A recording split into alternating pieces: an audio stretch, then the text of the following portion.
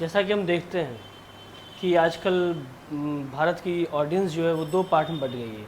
एक तो जो बीजेपी के समर्थन में बोलती है और दूसरा जो बीजेपी के विरोध में बोलती है। कुछ लोग जो बीजेपी के खिलाफ हर मौका को खोजते भुनाने के लिए, उन्हें हाथरस लगता है कि बहुत बड़ा मुद्दा है।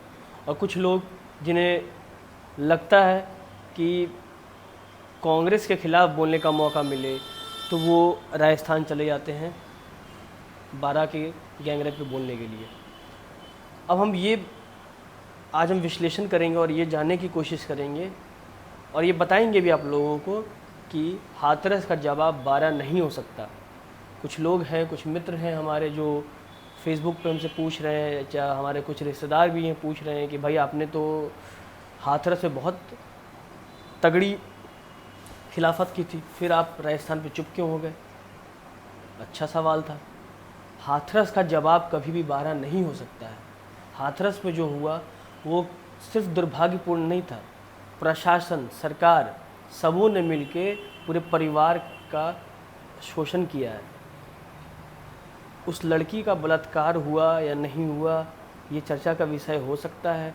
ये फॉरेंसिक रिपोर्ट आने के बाद मालूम चलेगा या उसका जो भी हिस्सेरा बचा हुआ है उससे मालूम चलेगा। लेकिन आप जिस तरीके से सरकार ने जो कदम उस वक्त उठाए वो कतई कहीं से भी सही नहीं हो सकते हैं। जैसा कि हम बात करते हैं, ठीक है, हम शुरू से बात करते हैं। 14 तारीख को ये घटना हुई। 14 के बाद अब पुलिस वालों ने 8 दिन लगा दिए एफआईआर लिखने में। एफआईआर में गैंगरेप का जोड़ने में धारा 8 दिन लग गए। उस लड़की का इलाज 8 दिनों तक वहाँ के सरकारी अस्पताल में चलता रहा। जब उसकी हालत ज़्यादा बिगड़ी तब वो उसे दिल्ली शिफ्ट किया गया। सवाल ये है कि देखिए, बेटी बेटी होती है, चाहे वो राजस्थान की हो, चाहे मध्य प्रदेश की हो, चाहे बिहार की हो, चाहे यूपी की हो। जो लोग बेटियों में भी फ़र्क करते हैं उनसे बड़े जाहिल नहीं हो सकते, कभी कहीं नहीं हो सकते हैं। बेटी हमेशा बेटी होती है, चाहे वो उसका कहीं भी रेप हो। और ये जो रेपिस्ट होते हैं ना, ये हमारे समाज के लोग होते हैं। कोई ये दूसरे प्लानेट नहीं है, नहीं इसमें रॉकेट साइंस है कोई, ये हमारे बीच के लोग होते हैं। अब हाथरस में क्या हुआ कि वो रेप हुआ, फिर उसका इलाज हुआ, ये बहुत बड़ा इशू बना, नेशनल इशू बना। फिर हाथरस पुलिस जो की वो कतई बर्दाश्त करने वाली बात तो नहीं हो सकती है। उसने 12:45 में हाथरस उस बच्ची का शव पहुंचा। 12:45 में उस बच्ची के परिजन, माँ बाप भाई, ये तीनों एम्बुलेंस के आगे लेट गए। बोले कि नहीं, हम अपनी बच्ची का अंतिम संस्कार अपने नियम कायदे से होने देंगे, सुबह में होने दीजिए, फिर हम सब करेंगे। लेकिन पुलिस जो मानती नहीं, क्योंकि पुलिस को ऊपर से आदेश थे क्या करना है क्या नहीं करना है। डीएम ने आदेश दिए थे कि बॉडी को सुबह होने से पहले जला देना है। वो माँ अपना आंचल फैला के रोते रही, भीख मांगते रही, एक बार मेरी बच्ची को देख लेने दीजिए, एक बार, सिर्फ एक बार मेरी बच्ची को छू लेने दीजिए, फिर दोबारा ये नहीं आएगी मेरे पास, एक बार। लेकिन प्रशासन ने एक नहीं सुनी और जबरन पहले तो उन्हें समझाया, एक रूम में बंद करके। वो वीडियो वायरल हुआ है, आप सभी देखे होंगे, जिसमें एक ऑफिसर बोल रहा है कि देखिए आप मानिए गलती आपसे भी हुई है। अरे भाई, काहे का गलती? उन्होंने क्या गलती करी है? उन्होंने सिर्फ ये गलती करी है कि उस बच्ची को पैदा किया, ये गलती थी उनकी, कुछ भी मतलब। उसके बाद उन्हें जबरन बंद करके खेतों में वो जलाने चले गए। तो फिर हमारी इंडिया टुडे की तनुश्री पांडे वो वहाँ थी, उन्होंने उसका लाइव कवरेज करा और पूरी दुनिया के सामने खुलासा किया हाथरस पुलिस के कारनामों की। वहाँ कोई परिजन नहीं था, जबकि पुलिस हाई कोर्ट में भी बताई है और सुप्रीम कोर्ट में बताई है कि वो शव परिजन के आज्ञा के बाद जलाया गया, जबकि सच्चाई से इसका कोसों लेना देना नहीं है। ये सब चल रहा था। 2:45 पर उस बच्ची का लाश जलाया गया, केरोसिन डाल के पेट्रोल डाल के या सैनिटाइज़र डाल के? कहाँ ले जा रहे हैं आप लोग, समझ नहीं आता है। अगर आपको डर था कि सुबह होते होते दंगे हो जाएंगे तो आप उस प्रकार की सुरक्षा रखते ना। क्या उत्तर प्रदेश पुलिस के पास पुलिस फोर्स की कमी है? क्या योगी सरकार पुलिस फोर्स नहीं दे सकती थी? लेकिन नहीं, ये सब नहीं किया गया। और कल माननीय हाईकोर्ट ने भी इस पर अपनी टिप्पणी की है कि क्या वो किसी अमीर की बेटी होती तो भी आप ऐसा ही करते? डीएम से लेके सभी कोई चुप हो गए। यकीन मानिए किसी के मुंह से एक शब्द आवाज़ नहीं निकला वहाँ पे। और ये जो यूपी सरकार ये सारी कांड हो जाने के बाद ये जो बोल रही है कि पीएफआई से रिश्ता है, 100 करोड़ विदेशी फंडिंग हो रहा है, ये सब बातें आपने कोर्ट में क्यों नहीं करी? क्यों? आपका जो ढकोसला है वो खुल जाएगा इसलिए आपने नहीं करी। बिल्कुल गलत बात। अगर ऐसा है कि आपकी इमेज, आपने लाश जलाया, कोई पीएफआई ने नहीं जलाया, कोई विदेशों से आए लोगों ने नहीं जलाया, कोई इमरान खान ने नहीं जलाया, कोई डोनाल्ड ट्रंप ने नहीं जलाया, वो आपने जलवाया है। और यहीं तक नहीं रुकी, बेशर्मी की भी एक सीमा होती है, बात यहीं तक नहीं रुका। उसके बाद पूरे पुलिस फोर्स से गांव को घेर दिया गया, परिवार वालों को किसी से मिलने की अनुमति नहीं, फ़ोन भी छीन लिए गए उनके। ये कौन सा जांच चल रहा था? मुझे ये नहीं समझ आ रहा है। ये एसआईटी कौन सी जांच कर रही थी? क्या इससे पहले एसआईटी नहीं बने? इससे पहले ही बने, बहुत सारे एसआईटी बने। सीबीआई इंक्वायरी में फ़ोन नहीं छीना जाता, फिर आप इसमें फ़ोन क्यों छीन लिए? और क्या एसआईटी 24 घंटा उन लोग से जांच करती है, या फिर एक समय सीमा होती है, उसके बाद आप जान देते मीडिया वालों को? लेकिन नहीं, आपने रोक रखा। और ये नंगा नाच पूरे उत्तर प्रदेश में 3 दिन तक चलता रहा।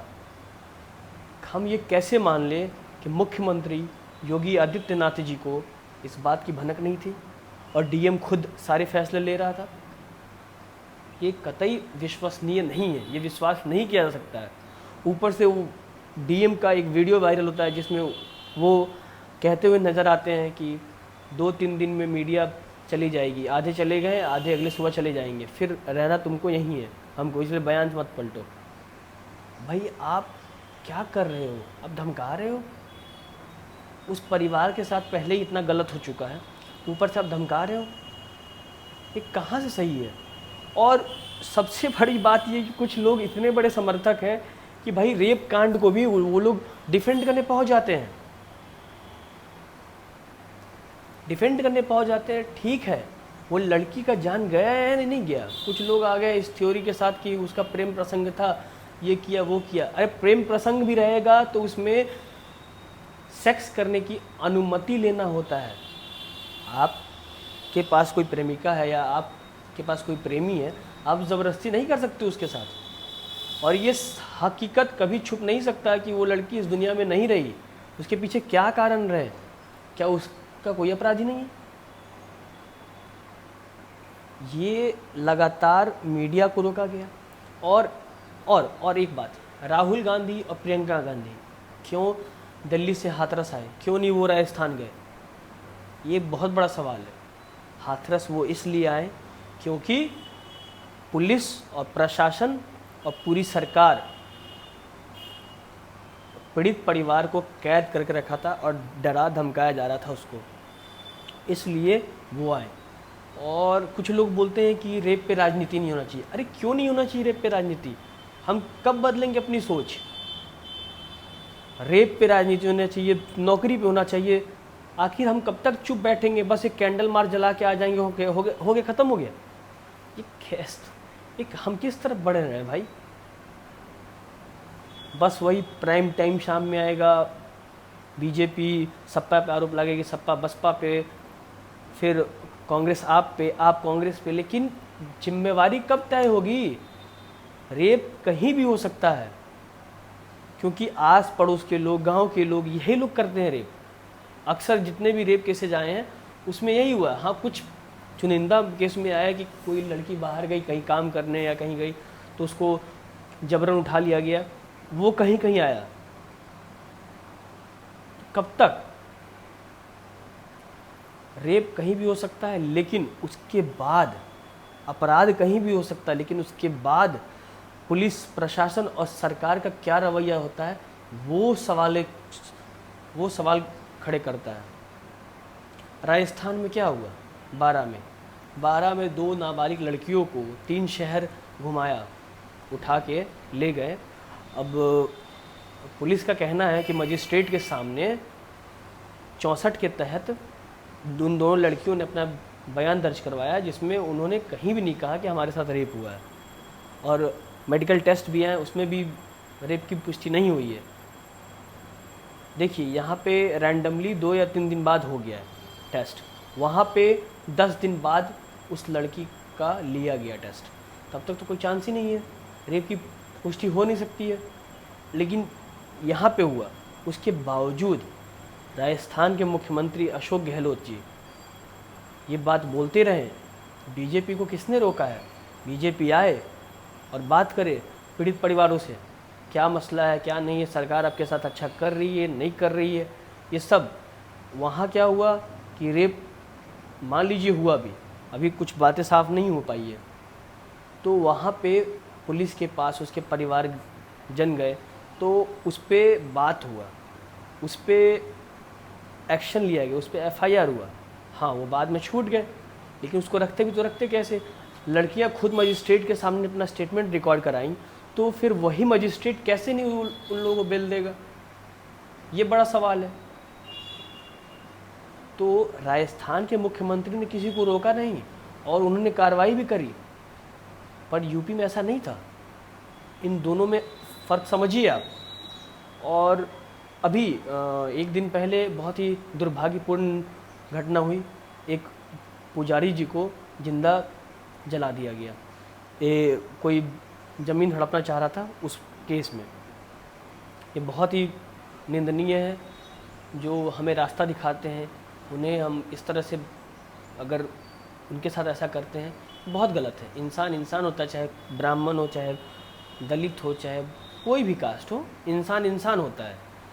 कुछ लोग ये स्टेटस डाल रहे हैं कि दलित की बेटी को जलाया गया तो इतना हंगामा, और राजस्थान में एक पुजारी को जलाया गया तो इस पर चुप्पी क्यों? अरे कौन चुप है? कौन चुप है? कोई चुप नहीं है। सरकार कार्रवाई कर रही है, नहीं करती तो उनके खिलाफ भी आक्रोश निकलता। ऐसा नहीं है कि इससे पहले उनके खिलाफ आक्रोश नहीं निकला है, निकला है, बेशक निकला है। और यूपी में क्या हुआ कि उसके साथ कार्रवाई नहीं हुआ, अभी तक उसका सिर्फ बचाव किया जा रहा है। बीजेपी सांसद जाते जेल जाते मिलने के लिए एक्यूज से। अरे ठीक है, CBI की मांग हम सबको ही करते हैं, हम सबको इंतजार करते हैं। सुप्रीम कोर्ट की निगरानी में होना चाहिए कि कौन दोषी है, कौन दोषी नहीं है, क्या है क्या नहीं है। मैं भी कहता हूँ कोई दोषी बच जाए तो बच जाए, लेकिन कोई निर्दोष नहीं फंसना चाहिए। लेकिन उससे पहले आप क्या मैसेज दे रहे हैं? और आप रंगे हाथ पकड़े जाते हैं। वो सांसद तो बोलते हैं मैं तो चाय पीने गया था जेल। अरे भाई इधर इधर कुछ लिखा हुआ, सी लिखा हुआ है, कौन चाय पीने जेल जाता है भाई? कुछ भी मतलब। ये वही सरकार है जो चिन्मयानंद जी को छोड़ दी, जबकि चिन्मयानंद हॉस्पिटल के बेड पे ये बात एक्सेप्ट किए थे कि उनसे गलती हुई है।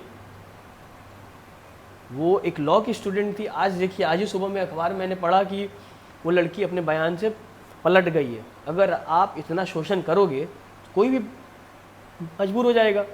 उन्नाव वाले केस में क्या हुआ था, जिसमें कुलदीप सिंह सेंगर जो बीजेपी विधायक थे, उन पूरे लड़की के खानदान को ख़त्म कर दिया गया। उसके पिता को अरेस्ट करके लॉकअप में रखा गया था, अगले सुबह उनकी डेथ हो गई थी, चोट लगी हुई थी। हम क्या कर क्या रहे हैं? हम लोग किस प्रकार से और सबसे खतरनाक ये है कि देश चुप बैठा हुआ है। ये वो पार्टी है, जब कठुआ में भारतीय जनता पार्टी के दो मंत्री